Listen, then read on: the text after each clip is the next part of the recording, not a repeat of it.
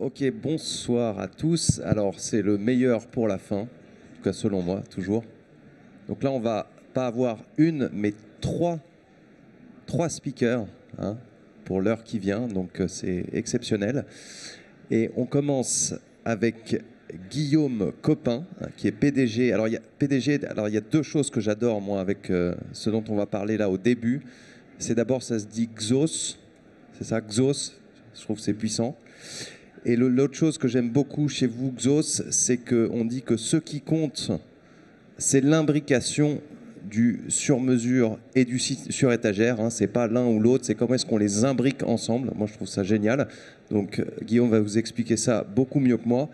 Et puis, après, à 17h, à 18h ou à 17h, non, à 18h, on aura Sandrine Bélier et Gwendael Exartier de SBT Human Matter. Et ce que j'adore avec SBT, bah, c'est Human Plan is the new business plan. Human Plan is the new business plan. Je trouve que c'est génial. Donc rien que pour ça, ça mérite de rester. C'est parti, Guillaume, quand tu veux. Merci Artus. Bonsoir à toutes et tous. Donc moi ce soir, je vais vous parler de quoi ce soir? Cette fin d'après-midi, je vais vous parler de la neuropédagogie. Quand j'étais petit, je me demandais quelles seraient les innovations dans le domaine de la formation. Et quand j'étais étudiant, fin des années 90, je m'intéressais à tout ce qui était technologie. Et à ce moment-là, pour moi, le futur, c'était ça. Ah, on n'a plus le son. Donc, Operator. Tank, I need a pilot program for a B-212 helicopter. Hurry.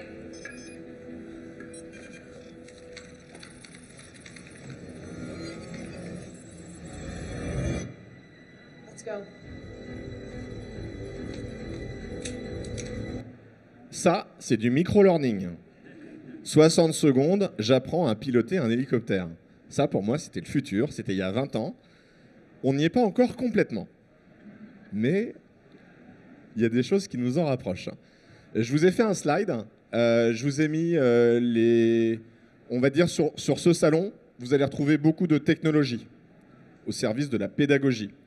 Je vous ai fait un slide par rapport à des degrés de maturité. C'est une appréciation pour qu'on partage le même discours. On a le e-learning, 20 ans d'existence, en tout cas sur le marché français. On y a rajouté des termes, MOOC, SPOC et d'autres.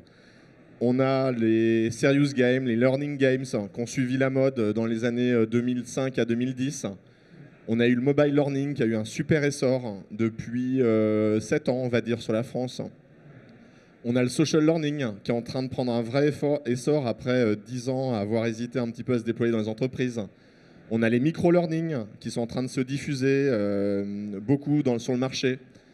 On a des plateformes de coaching en ligne également qui viennent intervenir aussi pour renforcer les contenus au niveau des formations. On a les classes virtuelles qui n'arrivent pas vraiment à décoller dans notre pays alors qu'il y a eu des beaux succès à l'international sur d'autres éléments.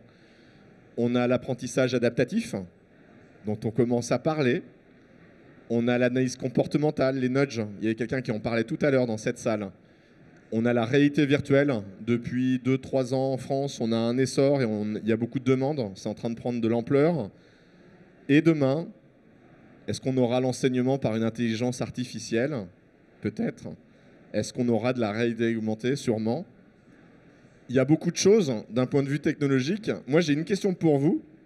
Qu'est-ce qui nous permet aujourd'hui de faire un véritable bond au niveau du digital learning et au niveau du learning?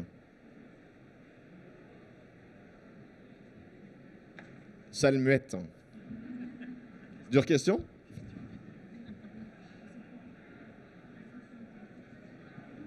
L'adaptative? La data? La data? Les neurosciences? Oh, super. Je partage le point de vue. Pour moi, c'est une conviction depuis plusieurs années. Il y a plein de technologies, c'est super, c'est hyper intéressant. Là où pour moi on a eu les plus grandes avancées ces dernières années, ces 20, 30, 40 dernières années, c'est sur les neurosciences.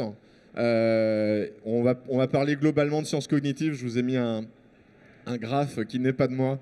Vous reconnaîtrez probablement Homer. on va dire sans neurosciences ou avec neurosciences. Plus globalement, dans l'univers des sciences cognitives, on va avoir plein de disciplines qui sont un peu des fois vues de manière très académique. Ce qui est intéressant, c'est qu'avec ces éléments-là, on va faire des bonds. En 20 ans, nos connaissances sur le cerveau ont été multipliées par 9. Et on n'en est pas qu'au début, mais on a encore beaucoup de choses à découvrir sur ce qui est à l'intérieur de notre crâne et la manière dont le cerveau des apprenants notamment fonctionne. Moi, c'est ce qui m'intéresse. Ça m'amène à un domaine qui s'appelle la neuropédagogie, dont je suis dada, c'est mon petit sujet. C'est le domaine qui s'intéresse à la manière dont l'apprentissage de l'être humain, et moi en l'occurrence des adultes, peut être amélioré au niveau des contenus. Je m'appelle Guillaume Copin, je suis fondateur et directeur de la société Xos. Xos, en 5 points, pour ne pas saturer votre mémoire à court terme, c'est 30 salariés. La neuropédagogie qui est dans l'ADN de la société depuis que je l'ai créée il y a maintenant 7 ans. On est spécialiste dans la création de contenus. On crée des contenus sur mesure dans toutes les gammes que vous avez vues juste avant. Peut-être pas l'intelligence, la formation par IA, on n'y est pas encore, mais sur les autres gammes, on intervient auprès de nos clients. On a un concept avec 5 briques qui nous permettent de produire rapidement. Et on est éditeur de contenu, on a 800 cours sur étagère. Ça, c'était la page publicitaire, si vous voulez en savoir plus. C'est le stand C12, Canard 12 mois de l'année, qui est vers l'entrée, avec des personnes qui ont un polo rose, comme ce jeune homme, ici présent. Qu'est-ce qui va se passer dans les prochaines 23 minutes et 14 secondes? On va faire 2 expériences, et je vais partager avec vous un cas pratique, pour que vous puissiez voir comment est-ce qu'on l'intègre dans les neurosciences. La première expérience me vient d'une connaissance américaine qui s'appelle ArtCon. Art, c'est un chercheur scientifique, c'est aussi un entrepreneur, c'est un conférencier, c'est aujourd'hui le conseiller de Google dans leur stratégie formation au niveau digital. Moi, j'ai eu la chance de le côtoyer. Je ne vais pas vous faire jouer l'expérience pour des raisons de timing, je vais vous expliquer en quoi consiste l'expérience. L'expérience est la suivante. Si je vous fais tous fermer les yeux et je vous donne des mots, les mots vont être les suivantes. Je vais les faire très rapidement. Ampoule, plume, éblouissement, lumineux, calories, nuit, ombre, lourd, jour, interrupteur, mince, régime, tonnerre, fluorescent, coton. Et si je vous fais cet exercice-là pendant à peu près 1 minute et que je vous demandais à vous quels sont ceux que vous avez retenus, le résultat à peu près dans la salle serait le suivant. Par rapport à la position des mots et par rapport au pourcentage de rétention, on aurait ce graphe-là. Qu'est-ce qu'on peut en déduire? Si je suis scientifique, ce que je ne suis pas, qu'est-ce que je peux voir par rapport à ce graphe?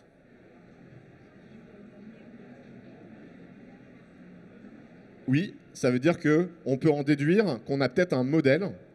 On voit que les personnes ont plus retenu les mots qui étaient prononcés au début et ceux qui étaient prononcés à la fin.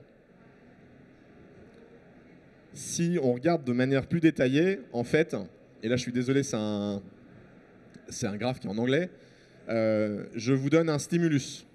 Je passe sur un stimulus auditif, je vous donne des mots. Tadam, tadam, tadam. Notre mémoire est organisée, pour simplifier, en 3 mémoires. Mémoire sensorielle, mémoire à court terme, mémoire à long terme. Donc on va avoir la short term memory, mémoire à court terme qui va être au milieu, et puis la long term memory qui va être la mémoire à long terme qui va être sur la droite. Et en fait, je vais vous donner des mots. Normalement, tous, à peu près 95%, vous allez utiliser une technique de répétition. Vous allez vous les répéter pour essayer de mieux les mémoriser. Et puis, je vais vous donner des mots. Et notre mémoire à court terme, elle a une durée. Elle est limitée. Et au bout d'un moment, les mots ils vont sortir et puis ils vont reboucler. Vous allez vous les répéter à nouveau. Et puis là, il va se passer 2 choses. Soit ils sont oubliés, soit vous les remettez dans une boucle. Qu'est-ce qui fait qu'on retient plus les mots qui sont au début? Pour une seule raison, ce sont ceux qui ont fait le plus de boucles au niveau de votre mémoire à court terme. Pourquoi on retient mieux les mots à la fin? Pour une autre raison, ils sont encore dans votre mémoire à court terme. Ce type d'expérience nous permet de faire une chose, ça nous permet de démontrer, ça a permis, pas nous parce que je ne vais pas m'inclure, ça a permis aux scientifiques de mesurer la capacité de notre mémoire à court terme. S'il y a un truc que vous devez retenir de mon intervention, au-delà du stand qui se trouve en Canard 12, C12, c'est la durée de notre mémoire à court terme. On va parler de l'empant mnésique, si vous voulez briller en société. L'ampant, c'est ce qui va représenter notre capacité de mémoire de travail. Notre cerveau est une machine incroyable. La seule contrainte que l'on a au niveau de notre cerveau, c'est cette mémoire à court terme. Cette mémoire à court terme, elle est limitée. Et moi qui suis, on va dire, dans le domaine de la formation, mon enjeu, c'est de passer des informations pour les transformer en connaissances, savoir, savoir-être, savoir-faire, et d'amener ça dans la mémoire à long terme de mes apprenants. Et pour faire ça, je dois passer par la mémoire sensorielle. Là, jusque-là, ça va à peu près. Et je dois passer par la mémoire à court terme. Et pour passer dans la mémoire à court terme, j'ai intérêt à utiliser certaines techniques. Sinon, ce que je vais déverser dans la mémoire à court terme va fuir et n'ira jamais dans la mémoire à long terme. Donc là, il y a des enjeux qui sont clés par rapport à ça. Et, alors pour la mémoire sur l'empant mnésique, vous avez probablement entendu parler du chiffre magique 7. À une époque, on disait pour qu'un message publicitaire soit efficace, il faut qu'il y ait 7 informations maximum. Ça venait d'un monsieur qui s'appelle Miller, qui avait fait ces études-là dans les années 70.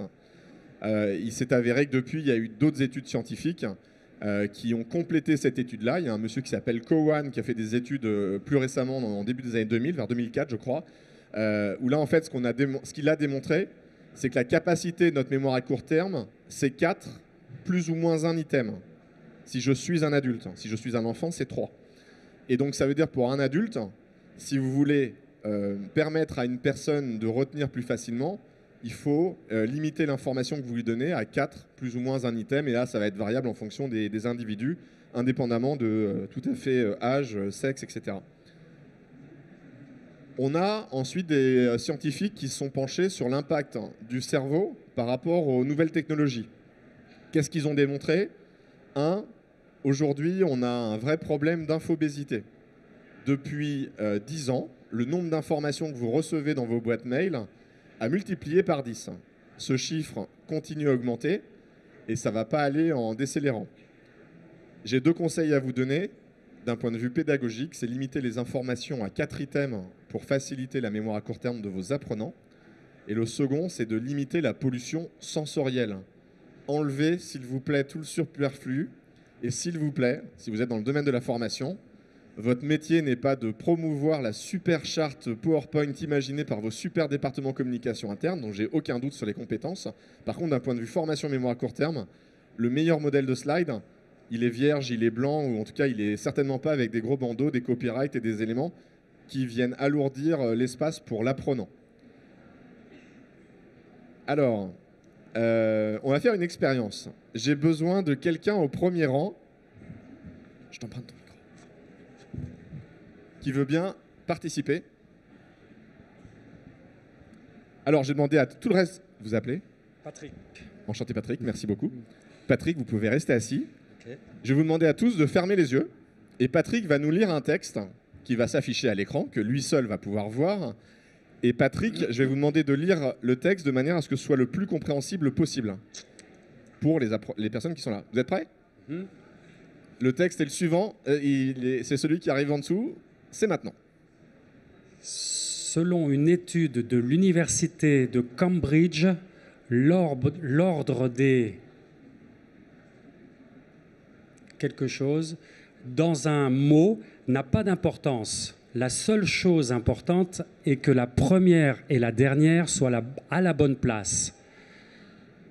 Le reste peut être dans un désordre total et vous pouvez toujours lire sans problème. Merci Patrick. Vous pouvez ouvrir les yeux. Voici le texte que Patrick vient de lire. C'était à peu près fluide. Ça allait, Patrick ? Il y en a un... À part lettres. Ah, lettres, oui, merci. Mais effectivement, selon cette université, on vient de faire un test. On peut le lire. On va continuer l'expérience. Vous allez refermer les yeux. Patrick, si vous voulez bien, je vais vous faire afficher un second texte. Vous pouvez fermer les yeux, second texte. Et un indice, ça commence par les. Les pions que... Je bug un peu. Sont... Alors Patrick, merci beaucoup. Oui. Je ne vais pas vous torturer. Vous pouvez ouvrir les yeux. Et je ne vais pas torturer vos cerveaux. Je vais vous mettre la traduction qui est juste en dessous. Là, ça respectait la même règle. C'est juste pour vous montrer qu'on peut faire dire n'importe quoi à une étude scientifique. L'université de Cambridge n'a jamais dit ce qui était affiché en face. Avant, c'était un hoax. Mais j'aurais pu facilement vous faire croire que, en ayant juste la première et la dernière lettre, on pouvait le lire facilement. Merci beaucoup, Patrick. Je te rends ton micro. Merci. Mais en fait, ce qu'on sait aujourd'hui au niveau des scientifiques, c'est qu'on ne lit pas de cette manière-là. Comment est-ce qu'on lit ? On lit grâce à cette petite chose qui est à l'arrière de notre cerveau qui s'appelle la fovea. Et la fovea, c'est ce qui vous permet de lire. Moi, j'ai une fille, Inès, qui est en CP. Février, CP, ça y est, ça commence à aller mieux par rapport au début de l'année. Mais elle, quand elle est en train de lire, si elle lit le mot papille, elle va aller décrypter chacune des lettres et des syllabes pour essayer de faire pas, pi, puis ça va être un peu plus fluide au fur et à mesure de l'année. Nous, quand on lit pas comme ça. On lit plus comme ça, et heureusement, sinon on lirait pas plus de 2 pages par soir. Comment est-ce que ça fonctionne ? En fait, grâce à la fovea, on va aller regarder un mot. Par exemple, si je regarde le mot optique, moi, ce que je vais faire, je vais aller, moi, pas que moi, hein, on a tous les mêmes pouvoirs, on va aller regarder au centre du mot, ce qui est formé par le T, le I, le Q. On ne va pas regarder le T, le I et le Q. Ce que notre cerveau va faire grâce à la fovea, c'est qu'il va regarder la forme géométrique. Et ensuite, il va aller chercher dans notre mémoire à long terme, dans notre mémoire sémantique, et ça va me remonter tous les mots qui ont cette forme géométrique au milieu. Et c'est comme ça, avec un principe de cohérence, qu'on va pouvoir lire. Du coup, une fois qu'on a ces informations-là scientifiquement, si je vous dis, les chercheurs ont identifié 5 types de savoir. Si je veux vous former sur ce sujet-là, je pourrais afficher de manière magistrale 6 manières différentes. Je pourrais vous dire, on pourrait l'afficher comme ça, comme ça, comme ça, comme ça, comme ça, comme ça, comme ça. D'après vous, quel est l'exemple, par rapport à ce que je viens de vous dire, qui est le plus efficace pour votre cerveau? Si c'est A, B, C, D, E, F. E, exactement. C'est celui-là qui va être le plus efficace. Et si je vais plus loin, par rapport à ce qu'on sait de notre cerveau adore les formes géométriques simples. Il en raffole. Contrairement à ce que fait le magicien envoie votre attention à un endroit. Moi, ce qui m'intéresse d'un point de vue pédagogique, c'est d'envoyer au bon endroit l'apprenant de manière à capter son attention sur ce qui va être primordial. Si je voulais vous former sur ce sujet, je pourrais vous dire il y a 5 types de savoir, les faits, les procédures, et au moment où je dis ça, normalement, votre cerveau, il est ici et il attend ce qui doit arriver là. Et ce sont des techniques qu'on va utiliser au niveau des neurosciences pour facilement afficher des éléments plutôt que de mettre une liste à puces. Donc c'est pour vous donner quelques conseils sur ces aspects-là. Donc si j'avais 3 conseils d'un point de vue pratique dans vos contenus de formation, c'est d'organiser les informations dans vos contenus présentiels, mais aussi e-learning. C'est de favoriser les visuels et de solliciter les 5 sens. J'ai pas eu le temps de préciser pourquoi, mais il y a eu des études sur ces sujets-là. Et il y a plein de sens qu'on peut utiliser en formation. Chocolat noir notamment, et odeur de vanille, si vous vous posez la question au niveau du goût et de l'odorat. Concrètement, je voulais vous montrer des 4 éléments sur lesquels on les utilise dans nos contenus e-learning pour améliorer les contenus de formation. Ce qu'on voit aujourd'hui, c'est que l'impact au niveau du cerveau du non-verbal est important. Je vous ai mis une étude, elle est un peu controversée, donc je ne détaillerai pas les chiffres, elle est assez connue, mais la probité scientifique de cette étude-là n'est pas complètement avérée. Ce qu'on sait aujourd'hui dans le domaine du e-learning, c'est que pendant, on va dire, de 2000 à 2010-2012, on avait beaucoup de mascottes dans les contenus de formation. Ils sont en train de disparaître plus ou moins au profit de vidéos d'experts qui viennent apporter du non-verbal par rapport au contenu qu'on a plus difficilement, ou en tout cas pour des raisons plus coûteuses dans les contenus avec des avatars. Tournage en plan américain avec du fond vert de manière à limiter la pollution sensorielle. On sait également qu'il faut un quart de seconde pour lire un symbole visuel et y rattacher du sens. Ça, c'est une étude de la sécurité routière. Dans le même intervalle de temps, si la sécurité routière nous avait mis « attention, chaussée glissante », notre cerveau décrypterait qu'un seul mot. On a un enjeu au niveau pédagogique, ce que je vous mettais avant, à utiliser les visuels. Dans des cours e-learning, on va aller renforcer le discours d'un expert avec des pictogrammes. Pas nécessairement des pictogrammes très élaborés, mais des pictogrammes qui sont simples et suffisamment explicites pour que notre cerveau fasse les connexions par rapport à son référentiel. Donc ça, c'est l'importance des visuels. Troisième point, je me suis toujours demandé pourquoi on avait un code secret de carte bleue à 4 chiffres et pourquoi d'autres sociétés qui mettent en place des box dans nos maisons ont des codes secrets Wi-Fi qui mélangent un certain nombre de chiffres et de lettres. Je suppose qu'on a peut-être 4 chiffres parce que c'est la taille de notre enfant amnésique. Et je vous invite sur les écrans à limiter les informations à 4, 5 maximum informations pour faciliter la rétention au niveau de vos apprenants. Et le dernier point, écrire pour mieux retenir. Il y a eu une étude sur 800 étudiants en fac de psycho américaine où en fait ce que l'on sait aujourd'hui, alors ça reste sur 800 personnes, idéalement pour que une étude soit la plus probante possible, il faudrait que ce soit à peu près sur des échantillons de 3000. Ce qu'on sait aujourd'hui, c'est que le fait de prendre des notes de manière manuscrite, je vois qu'il y a des personnes qui le font dans le public, eh bien ça vient renforcer votre mémorisation pour la simple et bonne raison que ça vient activer la région motrice au niveau de votre cerveau. Plus vous allez activer des régions dans votre cerveau et plus vous allez faire activer des régions dans le cerveau au niveau de vos apprenants, plus ça va venir renforcer les messages et la mémorisation pour eux. Donc on intègre des exercices d'écriture, même dans des cours e-learning. Il y a des moments où on leur demande de prendre une feuille de papier et un crayon et de commencer à noter des choses sur des contenus qu'ils ont déjà vus, qu'on va se servir seulement au niveau d'un point de vue de l'ancrage des connaissances, par exemple, ou pour préparer des éléments par rapport à un parcours de formation mixte ou blended qu'on pourrait avoir pour la suite. Voilà, c'était pour vous donner ça c'était un cas pratique pour que vous puissiez voir comment est-ce qu'on intègre ça dans des contenus. Il y a plein de techniques qui sont utilisées. On en utilise, nous, dans la société. Aujourd'hui, on en utilise une vingtaine et on travaille sur de nouvelles techniques par rapport aux récentes évolutions qu'on a eues. Donc c'est un monde passionnant. Et je voulais conclure avec quelques mots sur la formation de demain. Nos convictions chez Exos, en tout cas mes convictions, c'est que la formation de demain, elle est plus centrée sur le formateur. Ce temps-là, et pour moi, il est fini. Elle doit être centrée sur l'apprenant. Et je vous invite à tout faire pour que ce soit centré sur l'apprenant et qu'on ne soit plus dans des schémas de formateurs stars qui étaient intéressants, mais qui, aujourd'hui, la star pour moi dans la formation, ça doit être l'apprenant. La formation d'aujourd'hui, elle est encore trop linéaire dans celle que je peux analyser dans des parcours. Jour 1, sujet A, sujet B, sujet C, jour 2, sujet D, sujet E, sujet F. Là où par rapport à notre cerveau, on sait que la formation, elle doit être systémique. On doit travailler sur des techniques d'entrelacement pour amener à faire des connexions et à refaire des connexions au niveau du cerveau pour la mémoire de l'apprenant. Donc c'est un conseil que je vous donne. Le troisième, c'est d'intégrer un maximum d'éléments par rapport aux sciences cognitives. Si vous êtes dans cette salle, c'est que déjà vous avez une certaine appétence. Donc vous êtes sur la bonne voie, en tout cas je vous le souhaite.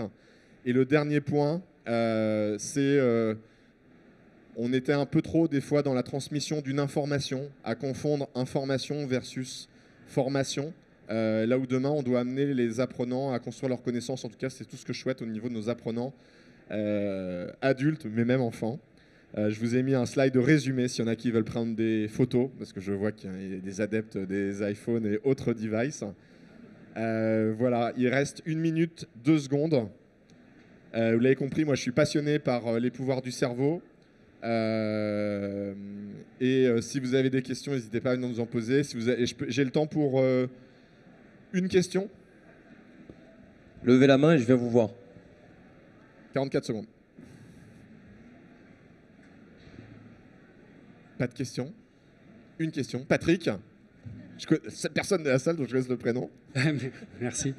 Donc les quatre items, on retrouve ça en musique, déjà au XIe siècle. Donc j'ai été percuté par cette information, puisqu'en fait j'étais resté sur les 7 à l'époque. Ah, 2000 heures, oui. Voilà, le plus 1, moins 1. Vous pouvez développer ce point Quand vous dites développer ce point, c'est-à-dire que c'est une affirmation, il faut 4 informations. Disons que je ne vais pas l'affirmer, je ne me permettrai pas ça parce que les études, en 70, on a affirmé que c'était 7, en 2004, on a affirmé que c'était 4. Bon, a priori, ça tend à se réduire, j'ai l'impression. Aujourd'hui, ce qui est sûr, c'est qu'il faut limiter les informations qui sont présentes à un écran. Sinon, ça déborde et ce ne sera pas percutant pour la mémoire de l'apprenant. J'ai un bip bip qui me fait signe. Il y a la suite, très complémentaire avec ce que je viens de dire. Je vous invite à bien rester attentif et à rester en mouvement pour maximiser au maximum ces expériences. Je vous souhaite une belle fin de journée et un beau salon pour la suite.